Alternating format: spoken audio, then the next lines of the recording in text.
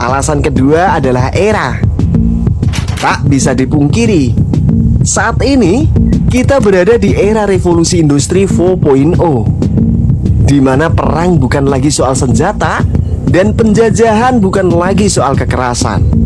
Hal ini membuat Inggris dapat menjangkau lebih mudah bangsa-bangsa bekas jajahannya untuk diperkosa habis-habisan.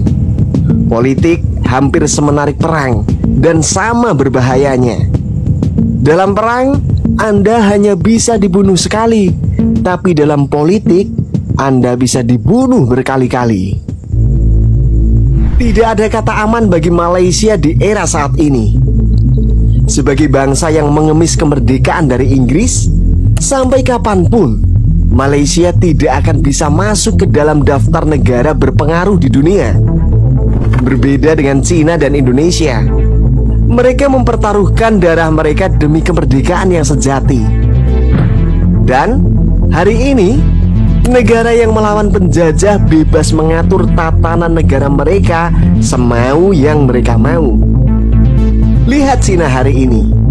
Jika mereka tidak melawan penjajahan Jepang di masa lalu, maka tidak akan ada cerita bahwa Cina adalah negara adidaya baru.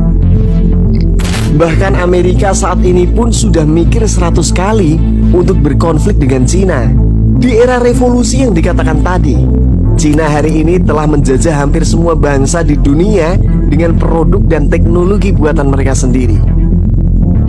Kejamnya penjajahan di era revolusi industri 4.0 akan membuat Malaysia semakin menderita, karena bangsa itu tidak punya kontrol penuh terhadap bangsanya sendiri. Mereka terbuang di negerinya sendiri. Lalu bagaimana dengan Indonesia? Indonesia patut berbangga. Pada tahun 2045 nanti, Indonesia berada di urutan 4 sebagai negara dengan ekonomi terbesar di dunia. Selain bonus demografi di mana jumlah penduduk produktif atau angkatan kerja yang berusia 15 hingga 64 tahun akan membawa Indonesia masuk ke dalam era keemasan. Indonesia juga punya jati diri sendiri, seperti yang tertuang dalam Sumpah Pemuda 1928, yaitu bertumpah darah yang satu, tanah air Indonesia, berbangsa yang satu, bangsa Indonesia, menjunjung bahasa persatuan, bahasa Indonesia. Ini menunjukkan bahwa Indonesia adalah pengontrol tunggal atas bangsanya sendiri. Sama seperti Cina, Indonesia pun tak bisa diintervensi oleh Barat dan Timur.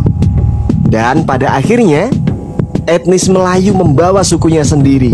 Begitu juga dengan etnis Cina membuat kelompoknya sendiri. Lalu bangsa India membuat kelompok mereka sendiri. So, akankah Malaysia hari ini yang kita lihat akan terpecah menjadi 3 negara kecil yang baru? Tulis pendapat kalian di kolom komentar. And see you next video. Bye-bye.